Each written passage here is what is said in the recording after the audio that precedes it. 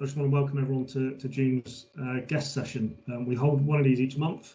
Again, we pick someone from the Agile group community, someone with some military experience or someone with a lot of Agile experience, again, just to deliver that value to you guys and allow you to understand their journey, what they're doing, and ask those questions that you might have at the top of your head, or you would just want to know a bit more about how they've got to where they are, and then you can learn from their experiences. So a bit of intro to the Agile group. Again, the goal of the Agile group is to build a network of Agile professionals with a military mindset, okay? How we do that is by guiding people through the Agile process or the Agile learning journey, sharing that knowledge as we go along, educating them on what good Agile looks like, what bad Agile looks like, and how to potentially navigate those scenarios once you get into the Agile industry, the types of jobs that are available as well, because it's not just, you see job descriptions for project managers, scrum masters, delivery managers, and the industry doesn't really know what they want. So hopefully us as a community can educate each other and hopefully lead down that line. The last part is support. We're all here to support each other. There's about 15 to 20% of the group are experienced veterans in the Agile space, and all of them are willing to give their time. These guest sessions, we've got people booked up for the next 12 months, wanting to come and share their time with you guys. Big shout out to Wayne. He's been a massive help again, setting these up, supporting the group, delivering his sessions with Scrum as well. So he's on the ground chatting to the end users, the junior ranks, the sergeants that are delivering value and producing stuff within the military, trying to understand how Agile can benefit them. So his insight is really useful into what they're currently doing and what you guys, if you are leaving, the sort of environments that you're in. So yeah, take the opportunity to ask questions. How's going to be a bit of an intro from Ben, so you can give a bit of a backstory to where he is, what he's doing, a few questions that I've got, and there'll be plenty of time for you guys to ask questions throughout as well. Whilst we're doing the intro, let Ben do what he needs to do, and then once we get into the questions, and if anything does come up, we'll just let the conversation flow. These sessions are for you guys, so we'll try and get as much value out of it for you guys straight away. Good stuff. Okay, so without further ado, I think it's best if we pass over to the man himself. The reason we're all here is to listen to Ben's story, ask a couple of questions, and hopefully learn a thing or two. So Ben, are you happy to give us a bit of an intro? Yeah, indeed. So can you hear me? Can you? Yeah. First start point. Yeah, awesome. Okay. So, gentlemen, good evening. My name is Ben McNeil. Thank you very much for your time this evening. I'm conscious it's Thursday. You could have a gin and tonic right hand in your hand by now. I hope you do. If that's the case, I don't just yet. But I've very kind of been invited to come and chat, which is cool. And I've loved being part of this group as well, because I'm learning an awful lot myself, as well as being able to help others as well, which I guess is why, part of the purpose of this and the reason we're in it. And it's great to see some familiar faces and growing familiarity as we build this together. So yeah, thanks to you guys for pulling it together for us. Why am I talking to you on this occasion? I am still serving. I'm still in the military. I'm a major, about to be a lieutenant colonel. I'm in the Royal Scots Dragoon Guards. I've done tanks and reconnaissance for all of my career. I've played a fair bit of sports, which is all good. And it's only in the last 4 years of my probably 16-year career to date that actually agility has entered my life, and Scrum in particular. And I never knew anything about it until 4 years ago. But I was fortunate enough to be posted into the UK Special Forces headquarters to do a strategic workforce planning job. So a mixture of what we call in the Army org related activity, as well as HR stuff, for want of a better word. So combining the two things together to allow it to deliver some operational output, of course, in that domain. I haven't got any slides today. I've got hundreds and hundreds of slides. There's two things. One is about classification and just the time it takes to do those sort of things.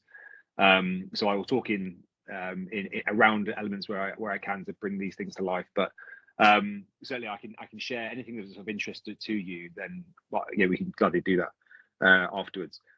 The journey being General Gwyn Jenkins, some chap, 1 star. in the Royal Navy, and when we called the strategic review in 2020, he was in charge of doing it for the Royal Navy. He's like, what's the Navy need in the next 5 years? And he picked up a book. He was recommended a book called Scrum: How to Do Twice the Work in Half the Time. The new 10th edition just got released last month, and he read it and he thought, right, sod it, we'll give it a go. And he took a small team, took them to London, and they delivered it by Scrum right off the bat. And he said it was terrible, but they worked at it and it went from there. And they got some real results off the back of just applying a framework to doing some planning and making sure that the ocean of demand that's prevalent in all walks of life, and the lake of resource that you've got to sort of deliver some of that can be achieved and prioritized accordingly against value rather than just activity. So he did that. He then became the director, and he installed it into UK Special Forces headquarters. And I was fortunate enough to be invested in that respect in terms of the training. We did our Scrum Master training, we did our Product Owner training across probably a cohort of about 300 people. And I took to it immediately. I think we came back as a team, my team of 7 people, which included military, Army, Navy, and RAF, some civil servants, all came together and in a cross-functional manner and tried it and took a leap. And I started on week 1. I decided, let's document this and see where it goes. And so we set up some Excel spreadsheets, whatever else, and away we went. And it was hard in the first few weeks, but it was engaging, and everybody really bought into it. And that's one of the key lessons up front, is about how you get those teams to buy into this. That's a really key foundation for it, especially when it's new to them. And after 3-4 weeks of pain, actually, we started to see some benefit. And the rest, dare I say, is history in terms of 21 months later, having a capacity increase of about 880% in terms of the velocity, the output that we can provide, the minimization of the say-do gap, the amount of stuff that you said you're going to do and commit to versus actually what you deliver was really minimal, and in fact at 0% in some cases. And we were able to show some real tangible benefit and value. Some of those value stuff I can't really share in terms of that, but you have to trust me in that we were able to put some business outputs and make some decisions quicker for the greater benefit of this country as a result of that, which was amazing. And we set up some teams that would not have taken place with all the bureaucracy that sits within the military at the moment because of Scrum. Scrum allowed us to visualize this, take the opportunity where we could see it, and have the capacity to deliver it as well because of Scrum. And then I was very, very fortunate in that I was meant to be going somewhere to go and do some infrastructure job, which would not have been my first choice, let's put it that way. And I got headhunted by what was the deputy director, now a general in UK Stratcom, to say, hey, Stratcom, UK Stratcom, 27,000 people, £6.7 billion budget every year, delivering all sorts of things as the integrator for defence. They're doing a huge transformation. It's a generational shift. And I managed to be a chief of staff. I managed to get the chief of staff role or the Scrum Master's role. So whilst the first 2 years was about team level experience and team level delivery as a Scrum Master, I'm then doing at scale and then producing, doing a transformation using Agile rather than an Agile transformation. And there's a distinct difference, and we can talk about that a bit later if you wish. And so I've gained this amazing experience of applying Scrum in particular, but Agile principles and the values to deliver really tangible work, complex work that's actually having a really huge effect on UK Stratcom, which hopefully then has a huge benefit for defence writ large. Because if you scale back out, why are we doing this? Why does it matter? Either in a business context or certainly in a military context, is that and a lot of this you will know already, is that we live in a far more VUCA world. It is far more uncertain. There are far more threats in various different ways. They're not coming across the German planes anymore. They are coming for our undersea cables across the Atlantic, so on and so forth. How do we manage all of these things and be able to respond in the right way? And of course, Scrum itself came from the military. It came from Dr. Jeff Sutherland, the co-creator of Scrum, was a US Air Force pilot. It's got a fascinating journey. It's certainly in that book. It's well worth a read of how he came together. And what was really interesting, really struck me, was that Scrum is not new. It's not a new thing. He didn't make anything up. All he did was observe and take practices that are already existing and pull this thing together into a light framework. And I think it's testament to its success is the fact that in 32 years I think we are now since it started, I have to check that, but it hasn't changed once. it hasn't, plenty of people reviewed it or whatever else. You've augmented it in what people call patterns, but the framework is lightweight and it can be applied to all sorts of contexts. And I think that's been the really interesting in the military. I've been able to apply it to a whole number of contexts, and it's worked in every way. So that gives us sort of a rough background. I think the purpose of this and the beauty of us only having basically almost a Scrum team sized audience here is hopefully this can be conversational. And Jake, if you've got any questions you want to lead with, them, please shout and I can respond to that.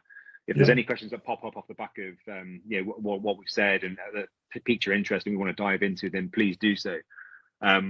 Otherwise, I'm at risk of just talking for the next hour about all the things in my experiences, which is not the best use of your time. So, I definitely have a bit of a question set, but again, the value is for the audience. So if there are any questions, then just pipe up. But so you've explained the first point is how do you step into the role whilst you're serving? I think for me personally, if I was given that job or that opportunity whilst I was serving, that would probably have made me stay in for a little bit longer. And you explained how that came about, which is really useful. But what does your day look like? So I'm assuming you don't get sporties anymore. It's interesting because we follow the 353 framework, and I install that, and I install the Scrum framework. So we have a daily stand up, in the amount of times that we need it, whether that's every day or whether that's a couple of days a week. We work in sprints of 2 weeks, and in my previous role, we worked in sprints of 1 week. And it was General Gwynn when he was. He said, "Look, hey, how many times do you want to do a retrospective? Start with 1 week, learn how to do it. But I have 52 learning points a year rather than half of that by doing a 2 week sprint." And it was so it accelerated everybody's learning point off the back of that. So if you do find yourself in a young team, you're trying to work it through, regardless of the work you're trying to achieve, stick to 1 week sprints, get that sort of, get through the hard part of any change curve, the Tuckman model of, the storming side of things. When you get through that storming phase and you're at the other side, then that's where the benefit really kicks in. And we work off a Scrum cadence of 2 weeks with the events in there, both at team level and scaled level, and there are some frictions with that, and that's been an interesting journey in itself. But it's not so much actually what we do; it's how it feels, which has been the really transformational bit. And people are, you can see light bulbs turning on in people's minds when they get to this sort of empowered, no nonsense. Nobody's sitting through updates anymore. Everybody's focusing on coordination, what impediments need to be raised, the confidence that that someone is now dealing with that and getting on with it, and then actually celebrating it when it's finished, and the acceleration that comes off the back of those things is just doing the really simple things well, which everyone on this call has heard of before, but actually doing the simple things well, I think has been one of the key things I've sort of taken away and tried to implement as we go. I really like that you mentioned the reason for going to 1 week sprint to start with is actually, it's not because you're trying to deliver value quickly, it's actually to maximize those learning points and get the team to be comfortable. Because in my view, it's always been 4 weeks to start with, and then you scale it down so you can actually work on delivering value and delivering a working increment within that sprint. But actually flipping that around, going, actually, let's let the team feel comfortable with what Scrum is as a delivery method. That's really insightful I think you're really spot. I think you're spot on. And if we look at, and again, on this call, we've all been through we know what the military is like, and the observation of what we are as a cohort of people. We all have a can-do attitude, but that can-do attitude, how many of us do have a won't-do attitude? How many of us will actually say, no, we're not going to do anything? We're our own worst enemy in that respect. And I think, the nodding heads I can see, sort of vindicate that. We are incredible, world-leading on operations. If you take over the amount of decades that we've had in the past, and even today at this point, we are still world-leading in how we do about our business. The doctrine center that the UK own is world-renowned. Everybody in NATO comes to that DC to sort of learn from how we go it. We're a main contributor to NATO and how that plays out. And why is that? It's because we have a sense of purpose in what we're doing when we go out on the boat. We have the resource, ideally, in that respect. we have clear objectives and goals that we get, and our teams are cross-functional. Any of you that have served in a armored battle group, will be testament to the infantry, the cavalry, the artillery, the engineers and logistics, the REME, that cross-functional team coming together in a planning tent, delivering on a purpose, iterating on it, reviewing it through AAR, etc. So that is Scrum. That is all it is. And so, brilliant on operations or exercise. Why on earth, do we sit in Tidworth or Bulford or wherever else in the country? And that doesn't quite work out. And I think if we're sitting in Northwood for UK Stratcom, when you've got a whole force approach, with civil servant and military included, as well as contractors, you've got a complete dichotomy of viewpoints and can-do attitudes. So that's really interesting. And the other really, really sound point, which is I'm living day in, day out at the moment, is about hierarchy versus network. So John Cotter and the dual operating model. Again, if you haven't read Accelerate, definitely worth doing. If you can install in your people, your teams, the difference between a hierarchy, if you are in an organization or a business that talks to hierarchy and their work flows through a hierarchy, versus the work in working as a network to deliver output instead. If you can get your head, certainly in the military, probably the toughest test, if you get people to realize that your boss above you, if I'm an SO2, an SO1 above me, is not the person necessarily delivering the work for me. It might be someone else, because we're delivering a piece of value, an output to a customer or a user that really needs it, not going up and down in stovepipes from J1 to 9, which you'll all be fair. When people understand that, either because they live it already and they're really, but why does that individual not write my SJAR, my OJAR? But actually, I'm stuck now because I'm actually doing this work for this other person, and that's a really issue for me. If we get comfortable with that, because that's what we're living at the moment in program Solarium, as it's called. It just, again, it gives so much freedom and empowerment to people. It's phenomenal, and we've just recruited our next batch of Crown servants, and they keep asking me, can I have a job spec in terms of reference, please? And I'm like, no, I can't. What I want, and what was on the advertisement, if you want to have a word, is the approach. I want a type of person, someone who's can do, who can work in a team, who can collaborate and enjoys collaboration rather than individual work, so on and so forth. Because when they come to me and they give, and then we find out what their skill sets are. So, right, okay, well, we've got these 4 work streams that we're doing. One's about operating model design, one's about business management, or one's about finance. So, hey, you can actually work in any of these 2 work streams over the next year, and so we can put you into that space, and you'll be delivering that bit. And then we've got an agile expert next to you that's supporting you in terms of making it a more agile organization. We have a product owner that's just concentrating on the what and has the experience that brings to the party. And business analysts from Deloitte or whoever the company is. When you create that team and you create 4 or 5 of them, then you can apply them to anything. And then you ask the 4-star general, what is it we want to work on? What is your transformation? What's your vision look like? And you apply those teams to the problem set. That is all network. That is all value stream and resourcing a value stream versus a siloed J1 to 9 approach, or hand off this from J1 or J5 to J3 and so on and so forth. Really, really interesting, and it's amazing to see it takes a little while, but it's amazing to see that turn of people's mindsets, and actually they won't go back. They are now fully on board with, actually, this is how we deliver it, and they value planning more as well, which is another really key point that we don't always get right in the military. That's definitely a monologue, so I'm going to pause for a second. Please forgive me. No, that's useful. I've pretty much scrapped my question set. Because you've covered quite a few of the generic ones, and I think there's more interesting conversations we have. So I'm typing a couple of questions up as you go, which I'll chuck in. But Terry, you've got your hand up, buddy. If you wanna jump in. Yeah, can you hear me? Okay. Sorry, Terry. Yeah, go for it. Yeah. Loud and clear, mate. Hi, Ben. So when you get sort of asked to deliver a project using Scrum, how do you approach it? Because how do you get people to buy in? Because obviously people can be quite skeptical. People don't like change. So what is normally your plan to implement it so that people are on board, and how long do people generally give you, and how do you show that it's being successful to those people? Sorry, that's a really, really good question, and the answer is not an easy one, because it's bloody hard to depend what context you're in, Terry, and who you're talk about in your own sphere. But if you've got people that are quite long in the tooth in how they've done things and not really willing to buy into it, or they haven't got enough of a reason, a sense of urgency to make a change, and I think that's probably the key point, is that if you haven't got a sense of urgency, create one.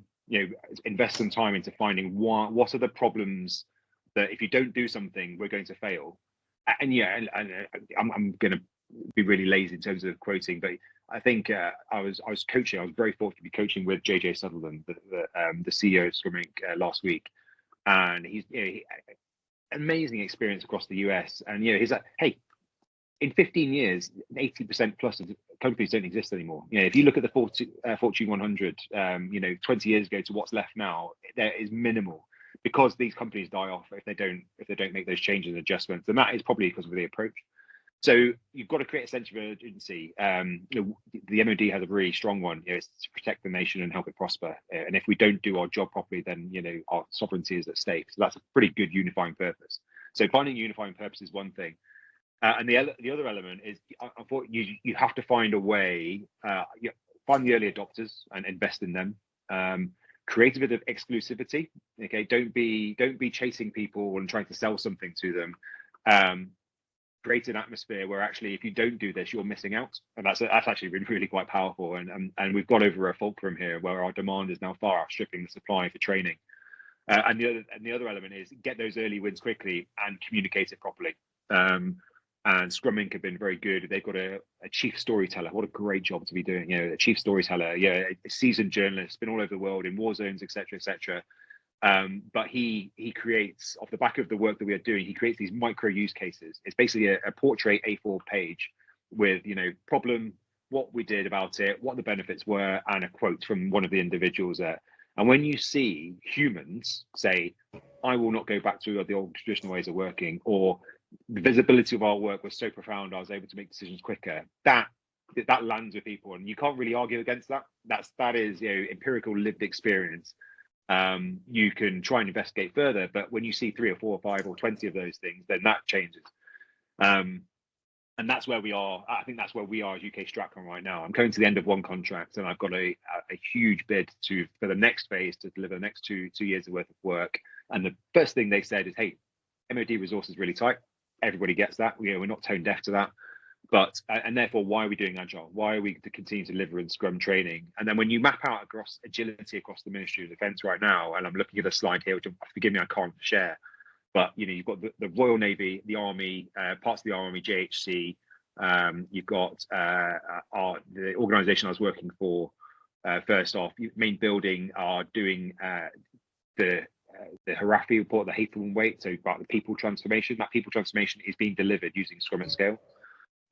You've got UK Stratcom and Solarium going on. You've got DENS that have also just kicked off. Entire procurement for defence is going through an agile transformation at the moment, which is brilliant. So this stuff is not going anywhere, and it's taken a little while to show the evidence. But the more and more evidence that's coming out, it's been really, really profound. The Royal Navy have done a phenomenal job in getting to a point where they have got all their work is now visible from 4-star to 2-star. They come together and do they hold each other to account on a quarterly basis, and they prioritize off the back of that against the resource that they've got. And it's taken a while. It's taken about 3 years to do, but they've got it, and they've got over that mountain, and they can now get on and deliver. They also have a really quite mature impediment pathway.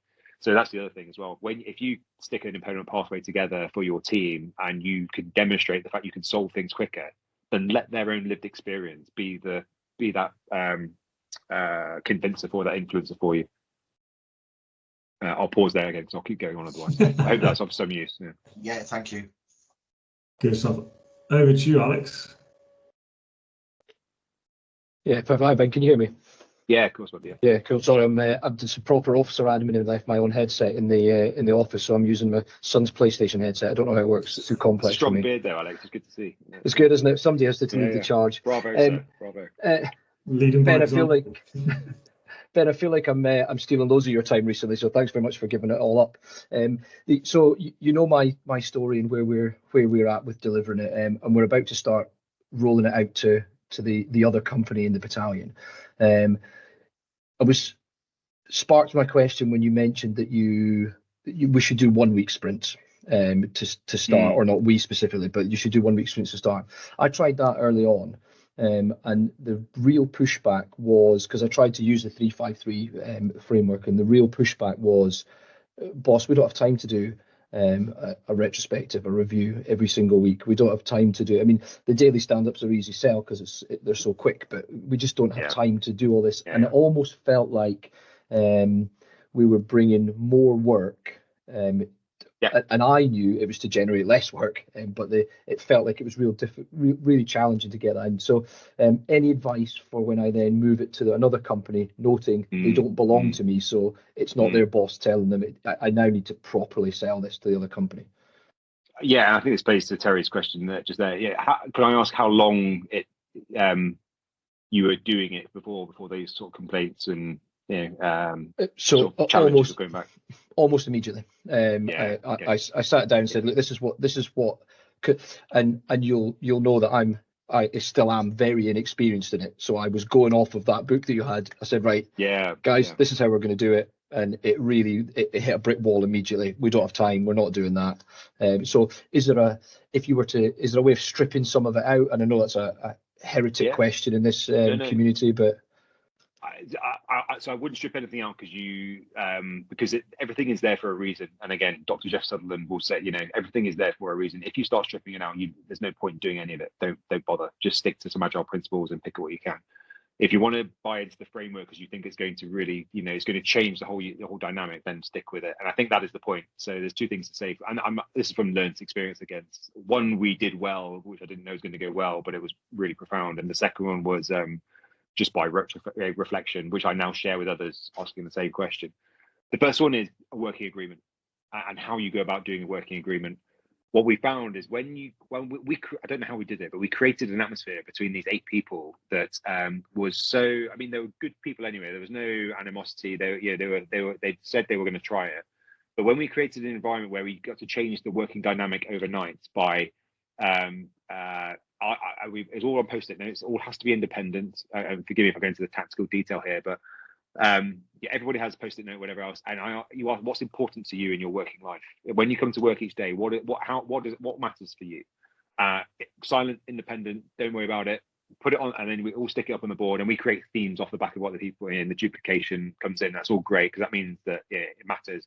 And of course, there's always 2, 3, 4 things that you haven't thought about that other people's really important to them, and it might not be to you, but with a team mindset, you come together. So you then sort of whittle down, you identify the themes. Then you say, right, off the back of those themes, now let's write a statement. And the start point is we will. Okay, off the back of those statements, you say we will do X, Y, and Z. Or we will respectfully hold each other to account against the 353, and so on and so forth. And so you're baking in and you're signing a contract amongst yourselves before you even start. I didn't know how good that would be until we were down the line, and actually, my team members were evangelical about it to other people. As just to how that overnight said, hey, I've got to pick my child up at 9:10. Well, I won't get into work till 9:45 for whatever reason on a Wednesday because of X, Y, and Z. Cool. Okay. Well, let's map out how we communicate with ourselves and one another around that sort of stuff. That was really good. And the second element was just the timing. And the way I lay it out is the first 2 weeks is exciting because it's something new and you try it out, and then you get to the end of week 2 and you realize, oh god, I've got to do the planning for week 3, and you go into that dip of the J curve where if you're into and I'd say from week 3 to week 8, so it's about five weeks or so, you're going through, I used to call the quit zone, but it's a bit negative, but it's painful. You've got to invest, and that's where you stay the ground. That's where people do quit. It happened in my first organization, and I would say about 50 or 60% decided that we're very, very busy people. We can't be doing this. It's far too hard, and that's it. And they lost the benefit. And yet, actually, the hardest working team, if there was to be one, stuck at it on the operations floor plate, and they absolutely nailed it off the back of that. When you get to week 8 and you now have a data set, you now know what your yesterday's weather is, your capacity. You have seen the growth actually in product. You've been able to week on week get better or faster in terms of bigger in terms of your capacity. This is interesting. It feels good. We work hard. Nobody's saying you don't. It's easy, but you're gaining the benefit, and you are able to make decisions quicker, and you're getting all the benefits off the back of it. And then it's about just staying the course, because when something comes in left of field and it's quite big and you have to deal with it, you've still got to stick with it. And I've recently had that. So you've got to right up front to that new company say you should commit to this for 12 weeks.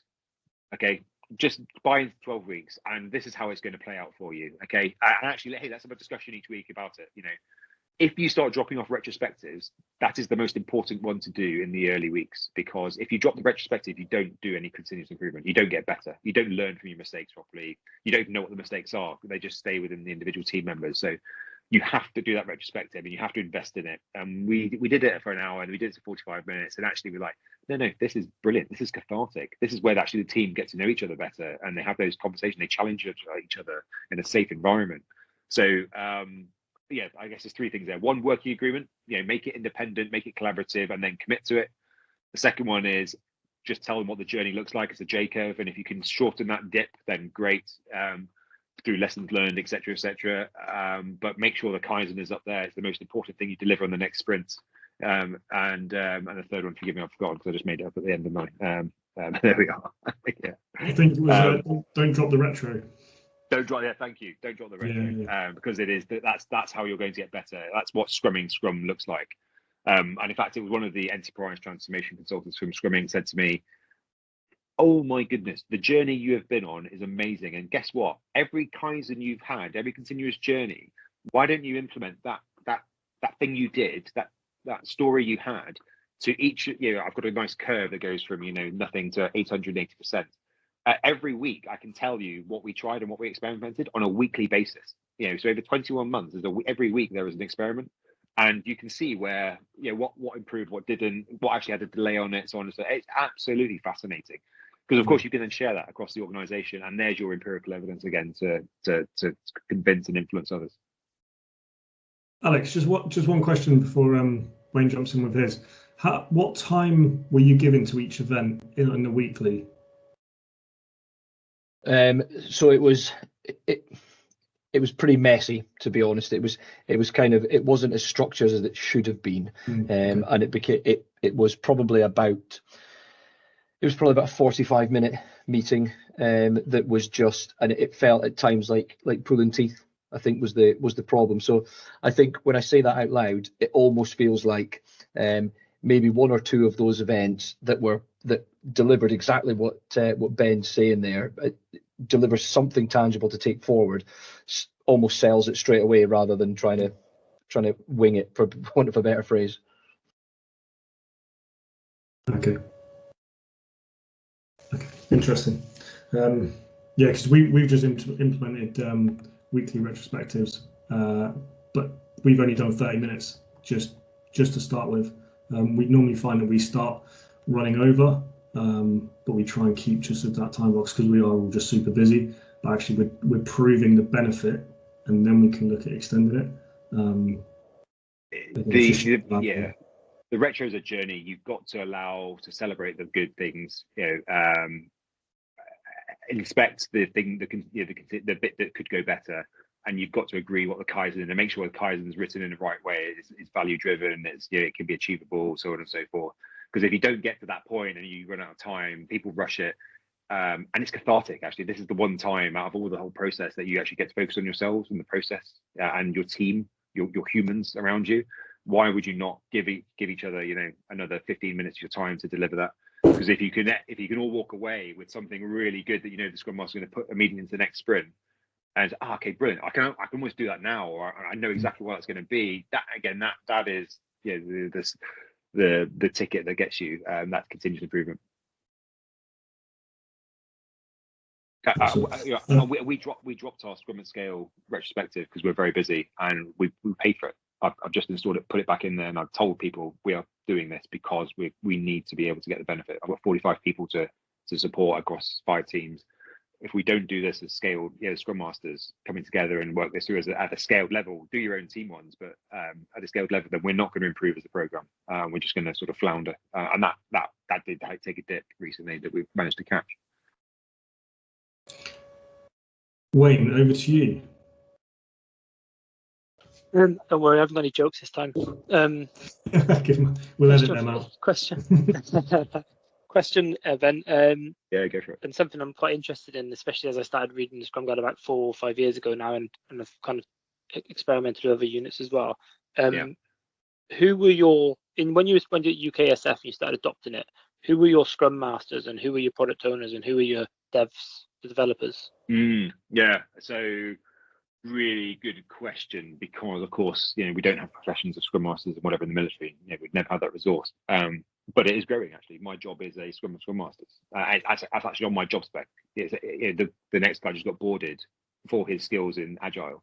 That's why he got the job. So it's landing, and that's great. And people are they're turning their nose up, but they're getting to understand it, which is part of the journey. So product owners tended to be the person of rank at that point in time. The SO1 of J1 tended to be the product owner for the team that dealt with that sort of bit. But actually, what we found was the Scrum Master had to have a particular skill set, and I think that is where anybody now out of the military but has that military experience behind them has to be comfortable being uncomfortable, but use the leadership that they have and the lived experience that they have in the wider world, and that is going to be the differentiator. Everybody in the military, I think, would be really good Scrum Masters. And if you have a particular skill set and whatever else, and network capability for product owner, then great. But we can't undersell that enough. You can't oversell that enough. And so what we found was, I think I had a particular affinity with Scrum, and I was a Scrum Master, and I really drove it and got the benefit from it. But actually, what I found is, we then handed it around, and everybody in our team ended up having a go at being a Scrum Master, because we built the resilience into our process. We had agendas for each of the events that we refined. We took time to refine what those agenda points were to make sure it was efficient as possible. So we kept expecting. We did a super retro every quarter. So we just came together and the accumulation of how we're getting on our business. What does our working agreement look like? What does our agendas for the events look like? Is there any macro points we want to be looking at? And so we built in that we didn't have 2 ICs for posts or whatever it needs to be, because anybody could pick up and be the Scrum Master for the day, or walk the board on the Kanban board, or whatever it needs to be. So that was I think the Scrum Master is definitely the better role. It's definitely more suited to us as military individuals, and it is about being there needs empathy. It's a wonderful role. It's a wonderful accountability, because you need all sorts: empathy, leadership, comfortable being uncomfortable, trying to experiment, sense of humor, robustness to turn around and go, no, we're not talking about that, which might be quite abrupt the first time, but people get it because you explain why. You know to come back to things. So car parks, but you must come back to it at the end to make sure it gets picked up again, so people feel heard. So you are that sort of catch-all for everybody. If you've got those skill sets, that empathy and the behaviors, I think, is most important for Scrum Masters. And if you can then demonstrate that, and when you're going to a next job interview or whatever else, and you can demonstrate these really, really strong personal skills that many people don't have, which is quite surprising. You just see where actually you add value to any organization you go for. I hope that sort of helps at some point. 100% agree with your comfortableness. I had to go through an example today, like where my product owner was trying to create a vision, and it was all very present tense. I was like, pointing out to you, this is in present, and we need to look at the future. So it's got to be that kind of indicative language to kind of create that vision, so people drives their behavior. Yeah. But just having that uncomfortable conversation with him would be awkward for a lot of people. So sure, I appreciate that. Thank you. No, a pleasure. You mentioned about everybody talks about activity, what we're doing. Nobody talks about what value it's providing, and actually framing a story about the value it's providing, not, I'm doing this meeting and this event.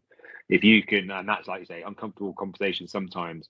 I'm down on the South Coast at the moment with a unit, with the CO. I'm very kindly in his house, and I'm helping that unit do exactly that. Actually turn a really, really busy unit doing some really interesting things into something that actually talks about value and how the people coordinate. And it's tough, it's hard. And I definitely felt uncomfortable today. But like you say, I was going to ask you the question: how often do you feel uncomfortable being a Scrum Master or product owner or program manager? I'll be interested to see how you feel, because it's a fun sport for sure. I'll leave the floor space to someone else. You're not going to answer that question about how often you feel uncomfortable? You're making me feel uncomfortable now. No, I'm joking. No, I feel uncomfortable at quite a lot of the events where I work. It's it's an interesting environment to work, where people don't like to challenge things and they go along to get along. So when you're standing up and asking why are you doing that and who's it for, and there's no answer, it can be quite uncomfortable. But you have to just embrace the silence and let them fill it as well. Yeah, you brought a really good point. And back to Terry's question, how do you influence people? Exactly, you are one of maybe the 30 people pouring their eyes into you, and just stay as that one.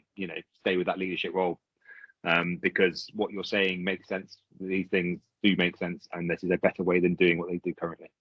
It's just about them unlocking that in their language. Ken, you've been very patient. Yeah, please. Yeah, Nice. Shake your hands off, mate. Get the blood back to your fingers. Put a hand down. Ben, this has been really interesting.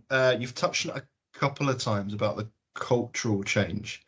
And I think from having served in the military and now working in financial services, how did you overcome the biggest cultural challenge, which I see is getting people to trust the data? Because lots of Scrum is very metrics and data focused, and it's probably not something we're that comfortable historically in the military. We put far more weight in anecdotal rather than empirical, and how you've kind of managed to overcome that.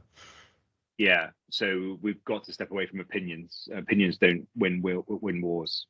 Luck probably helps, but we've got to be solid. How do you keep the integrity of the data? You've got to be disciplined yourself in doing so. When I talk about 880%, it's like, well, we might just gain the scores, whatever else. No, we had so up front, I say, with the reference score remained the same throughout, and we were really particular about that to make sure we get that credibility. So that's definitely a factor to keep in mind as you go. Bring them along for the journey, so get them to agree what the metrics are up front with you, and not you tell them what you're measuring. Tell them, right, what do you think is of value to us? These are the options we've got. What do you want? What matters to you? If they turn around, don't do that, but that is good for this reason, then great, okay, let's play with that. So bring them along for it, because that helps that. And as if you are Scrum Master in that accountability, then do the work, share it often. So it's not bite-sized, big data set. Hey, this is it, and we look at it's, hey, look, the last couple of sprints, this is what we've done. Just a light touch, 30-second thing. It's not be all and end all, but it's meant to inform decisions. We're not doing it for data's sake. It's meant to have a purpose. And if it doesn't have a purpose, kill it. It's got to be ruthless. If you're finding no value of like 3 or 4 iterations of this, it's gone. You might want to pick it back up later on if you think it's worth it, but you've got to show that you're on point with it. And the other thing is don't pick 15 different data points and try and make 15 different points. Pick 2 or 3 or less. There's a great story in the book about it's fascinating actually reading it about the FBI and what they measure is time to knowledge. How often can a piece of intelligence be shared with the wider community? And that's what they track. That was it. That was the single most important metric. They scrapped everything else, because that's the thing that made the difference for them, making decisions, catching people, so on and so forth. And some really good vignettes in the book that's it's worth reading. So find something that works, make it work for its life, and if it doesn't perform, get rid of it. Because like you say, otherwise you undermine the credibility, and that unlocks everything else, unfortunately, for you. It's not a particularly robust beast in this space at the moment. Just adding on to that, what, if you can share, what are the data metrics that you have used or currently use? Do you focus on the traditional lead time, cycle time, throughput, or have you agreed with your teams to work on custom? So I've got some really interesting insight from you guys and listening to you speak about work in progress, cycle time, so on and so forth. I've never touched them, actually, in all honesty. The 3 things I have always cared about is value. How do you measure value? And that's really quite difficult in the military to some degrees, through the experience we've had. Manage morale, sustainable morale. Your people have to be sustainable, otherwise it's pointless doing this. So capturing morale and being able to respond, and that helps with the retrospective side and so on and so forth. If there's an issue and people flag it up because they have the psychological safety, well, 1, that's a good tick. They contribute in the first place, but 2, you've got to react to it, and that's how you help. And tracking that metrics, and I may have spoken about this before, so forgive me, but tracking metrics of morale over a period of time, over a year, When you overlay that with your velocity and how that progresses, which is a planning metric, not a performance metric, and we must remember that. And then you lay on just the conditions of the coldness of November, the joy of June, and so on and so forth. When you have a year's worth of data in that, then okay, what does the next year look like? Okay, you've got a data point where you actually can start planning ahead. And I was chatting to the outer office of the CEO's team today here, and we were talking exactly that point. This data that you're capturing, or you could capture, actually allows you to forward plan and fill his diary in the manner that he wants without him even saying a word, because you've already tracked that trend and you've identified it. So General Gwynn was like, this is amazing, this data. In 2 years' time, I could do this as the director. And in 5 years' time, I've got a really strong, solid set that I could turn around and say, hey, in November, by this date, headquarters, we're not doing any more, we're not taking on any more work because we know the lead up to Christmas is X.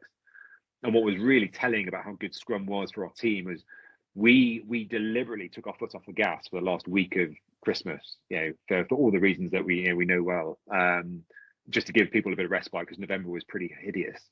When we came back in January after thankfully 3 weeks off of leave, we were better. We increased our velocity. We got straight back on the pedal, and we were better, and we picked up exactly where we were. So the elasticity of the team to continue on that trend. And everyone looks at the data, and you sort of lay the trap to say, and people, why did you drop all that? Well, that's because we went and did some amazing stuff and chilled out, and then guess what we did in January? Those were really useful. Really useful. So I hold on to those three. The value side of things, and that's quite difficult to do. There's a thing called the decoder ring that you can use, or there's other bits. Sustainable morale rather than individual happiness, so team morale. And then the other one is velocity, and tracking those velocities, so you sustainably provide that output. I'm just trying. And the other one is the say-do gap.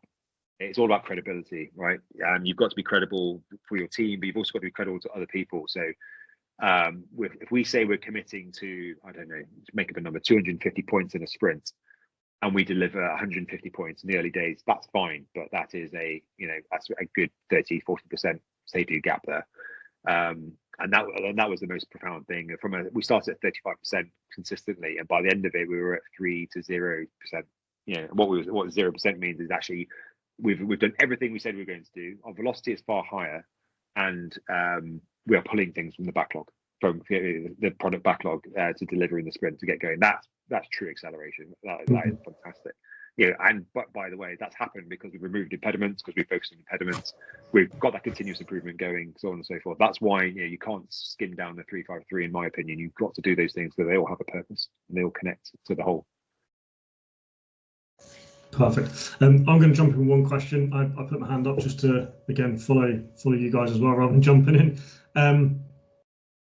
So you mentioned earlier around scaling. What challenges did you find, again, with a military cohort?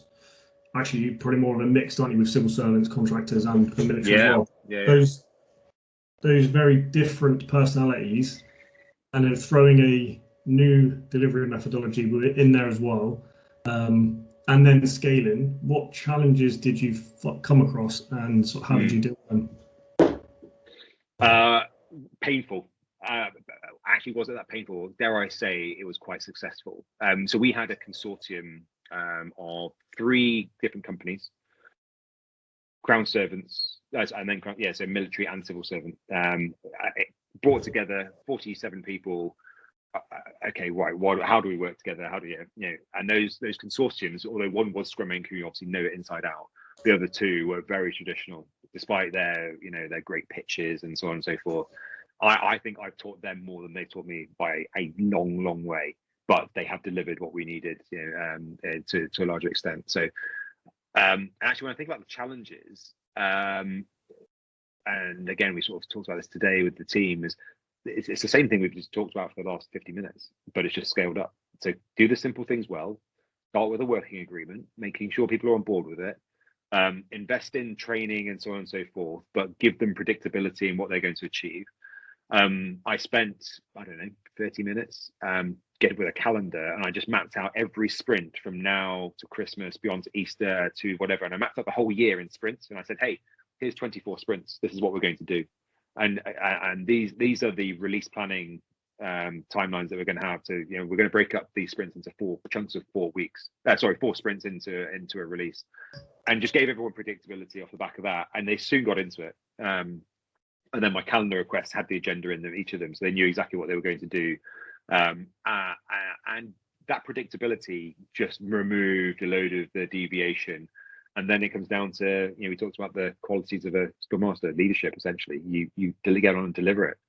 I think one of the biggest challenges, I had to listen a lot. I had to let everybody have their say and find their ground. And I had a couple of people who were really quite, in fact, what's really interesting is we had a lot of neurodiversity, a lot of ADHD and a little bits and pieces, which was really fascinating because they're phenomenal at what they were doing, these people, but they were on a really big learning journey, and there's a lot of fear involved.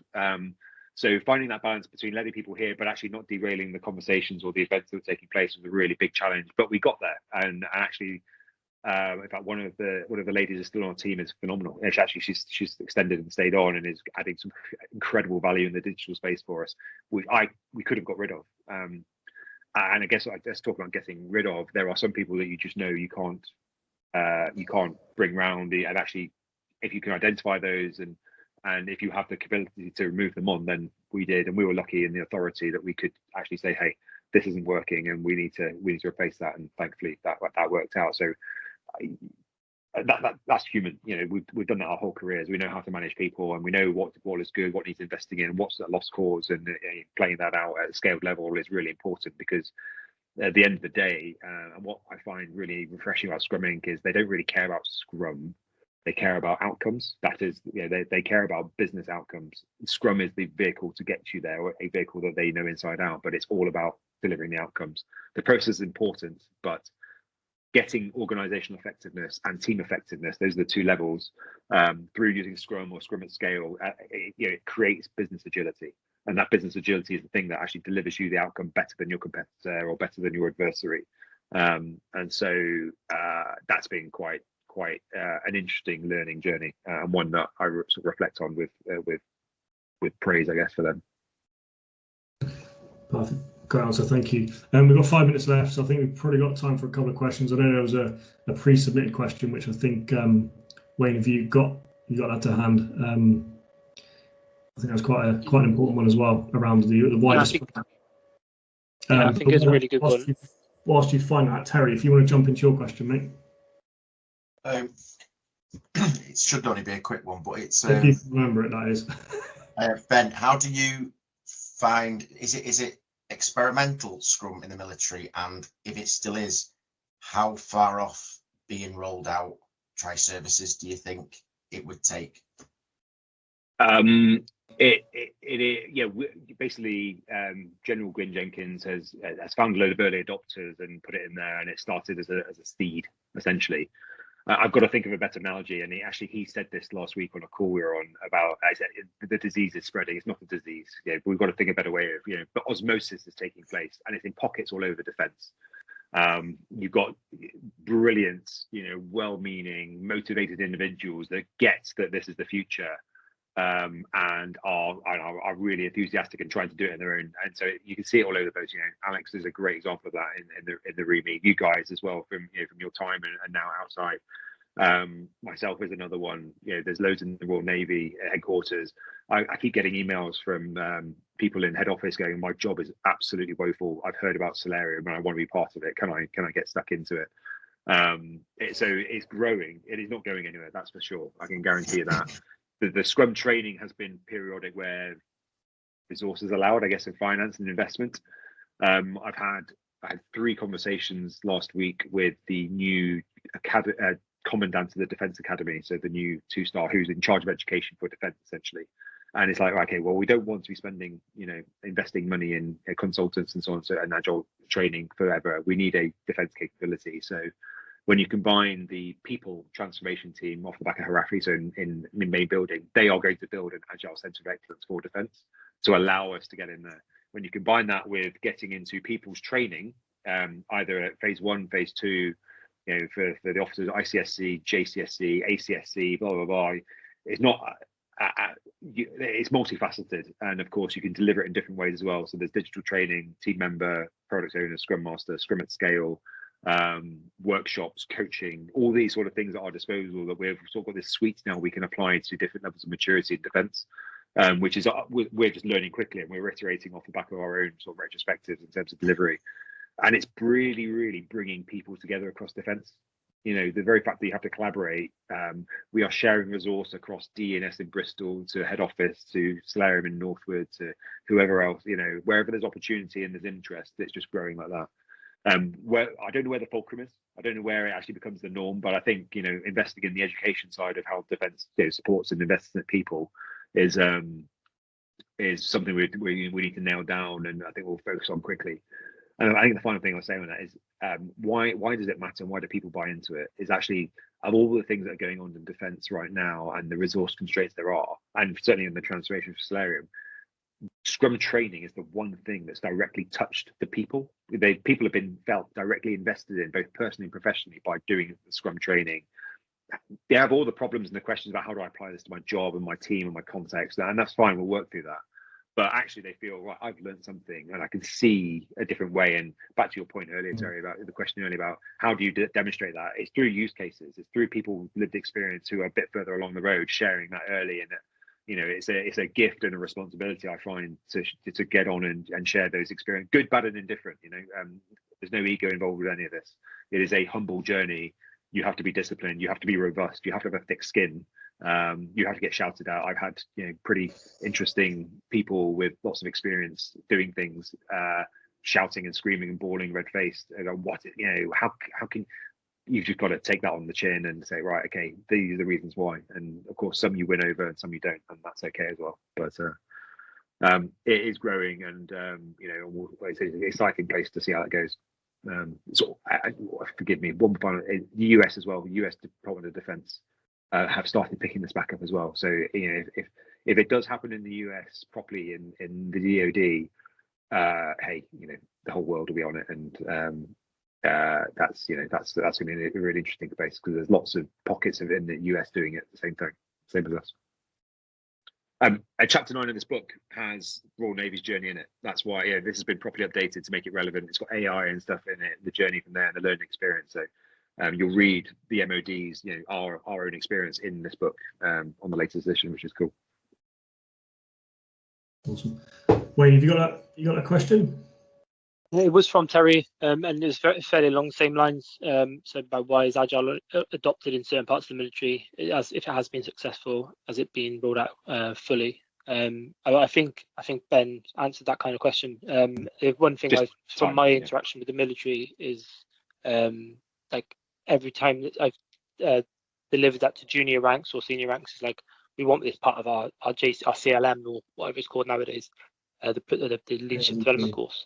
Yeah. So like, I think that's where the next point is, where it starts becoming part of the norm, is at the junior ranks and the senior ranks level, is where they understand, Scrum Masters understand how to facilitate it, but as a section commander, facilitating after action reviews with your teams, things like that. So that's where I think it would be really beneficial, and then the military, I'm just saying the army because that's the experience I had with them, is so it has been started to be taught on JLPLP. Cool.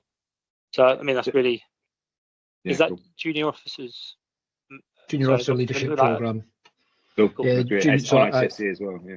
Yeah, I had a junior officer came back last week and was was top of the class in Scrum because he's been living it for a couple of months before he got there. Awesome. There we go. Yeah, in these next months and years, there'll be a differentiator for people, because people see the benefit, and if you've got that skill set, then great. So hey, I hope that can transpose to some degree in the civilian space. But there's two things on education we need to focus on. One is teaching what Scrum is and teaching that as education. But the second thing is actually educating using Scrum. So you know, how do you do your rifle lessons and so on. So all of that you can get. And again, forgive me if I pitch that book once more, but there's a thing called Edu Scrum, which is based in the Netherlands, which is fascinating, about how students learn by doing Scrum, and the teacher is that back of the room coach, rather than actually delivering mandrolically as we may have experienced in our education a few years ago. Not too many, but a few. So one thing to add as well, as this expands, to help people about the Agile O group, because then we can grow, we can spread the knowledge, we can understand what their challenges are. Is, you know, the community is for those that are still serving. Ben's a prime example for that, and for those that have left to share their experiences from the civilian industry-wise side of things, and hopefully we can all come together and learn from both sides, really. Yeah, we've go on.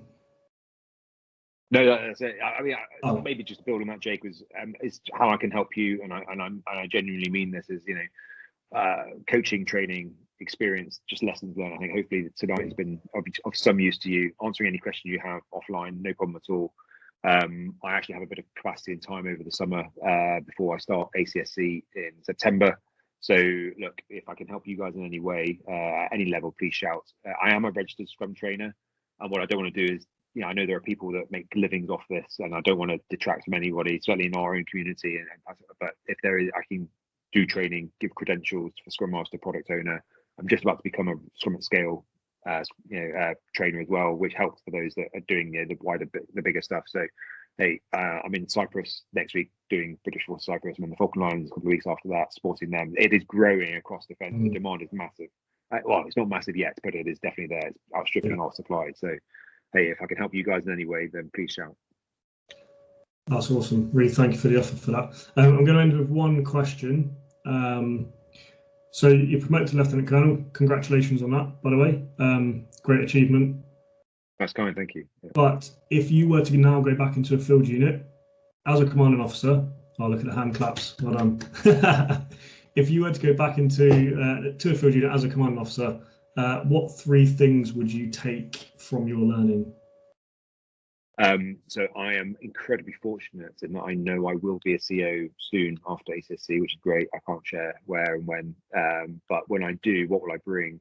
I will make our work visible. I will bring it to the fore, and I will demand that. I will put it in my office or in the outer office, wherever it needs to be, so people can walk in and see what's going on. And again, I'm here to support the CO of this unit on the coast, because that is a problem, and people don't, you know, so that's really interesting. I will support I'll be present for planning. So whilst I can give some direction and let people get on with it, which is fine, you can't just, you know, give us this is my priority, and not, 1, resource it, and 2, develop that out. Create the story map, or whatever it is. Have a set of ethics that support these outcomes you're trying to achieve. So I'd give people enough of a steer without getting into how they go about doing it. Let them get on with that. But so there's definitely something in that. And I will absolutely promote retrospection and be part of those retrospectives, and there to get that continuous improvement. Because once it happens and people buy into it and they know what it is, then you can let go, and they get off and do it themselves. And actually, you learn more from them than they learn from you. So I think making the work visible, making sure planning is a collaborative thing, not a top-down direction hierarchical thing, and retrospection, making sure we continue that. You know, we invest in that continuous improvement, I think. That's a unit I want to be part of. Hey, yeah. Well, I'm not joining back up. Maybe I'll find a job for you. Yeah, fine. Right. My body can't take it right now. That's been awesome. We've run over slightly, so thanks for everyone's patience. Apologies. No, that's fine. The story you're telling is full of value. And the fact that I haven't even had to look at my question set, and the group have provided enough questions to keep us going for this long, has, you know, just been testament to your experience and the answers you've been given. So really appreciate that. I do have a couple more questions, but again, I'll probably fire them over to you in slow time and then just sort of place them into the group afterwards. By all means, yeah, no worries. Perfect. I think we may have to run a competition or something for a version of those for those books, because it's definitely on my Amazon wish list now. So we may have to do something as a bit of a giveaway.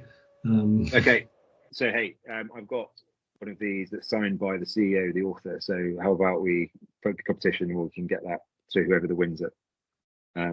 This one's for the CEO here. It says, you know, I hope this helps. So, yeah, but yeah, no, I've got one. So perfect. Let's do that. Awesome, Can I just finish on one thing? The thing was about agile leader with a military mindset, and I immediately thought, hey, a military leader with an agile mindset is more appropriate, and that is the thing that the MOD need to do. But that's actually all of you guys on this call is about whether you're a business leader with an agile mindset and military experience. that's going to be the differentiator when you get your next job and whatever. Yeah, bringing that military experience to the fore, that leadership, and so on and so forth. You have examples of doing Agile and doing Scrum in your military career. You just need to unlock it and find it. And again, I can help with that if you've got if you need that. But Agile leader with a military mindset is all very well, but you are all military leaders, and you have that Agile mindset that combines it through operational experience or otherwise. Then that's the differentiator, I think, when you go to the market beyond it. So I just wanted to know that. But I really appreciate your time this evening. I'm conscious we have overrun, so thanks. No, that's really awesome. Good for the feedback. Great. We'll close it off there. There's been huge amounts of questions as we expected. Look forward to the next session, which is going to be our first non-military guest on the guest session. So that's going to be a chap called Dave Westgarth, which everyone should know who Dave is and what Dave does and what his experience is. If not, he's part of the community anyway, just because of the value that he's delivered to quite a few members of the group already. So that's going to be set up for July. So more details are going to come out for that. But yeah, I just want to thank everyone for their time, their questions. You made it easy for me as a facilitator of this session because you've had plenty of questions. Following this, I'll do a bit of a write-up just so we've got those questions written up and other people can touch on them as well. But again, Ben, I just really want to thank you for your time, your insights, and the offer of further training, and the offer for the book as a competition prize as well. That's really generous of you, so thank you very much for that. We'll close it off there. We'll stop the recording. If you guys want to stay on for more chats, then fine. But yeah, thanks everyone for their time. We'll definitely catch up in the coming weeks. So catch you all soon. Thank you very much. Ben, thanks Good again, evening. mate. Cheers, guys. Cheers all. Pleasure. Speak soon. Take care.